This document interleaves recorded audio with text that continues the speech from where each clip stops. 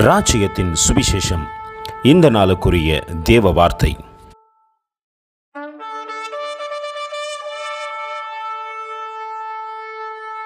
And when he is come, he will reprove the world of sin, and of righteousness, and of judgment.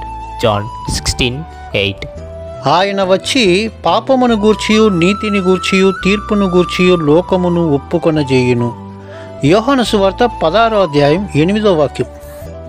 அவர் வந்து பாவத்தை குறித்தும் நீதியை குறித்தும் நியாய தீர்ப்பை குறித்தும் உலகத்தை கண்டித்து உணர்த்துவார்.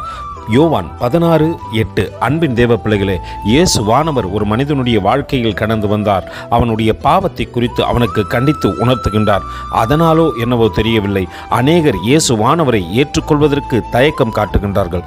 முதல் ராஜாவை பாருங்கள். அவர் செய்த பாவத்தையும் தப்பிதங்களையும் தேவன் கண்டித்து உணர்த்தினார். அவர் செவி கொடுக்காமல் போனபடியினாலே ராஜ்ய பாரம் அவரை விட்டு போனது. தாவீதை பாருங்கள்.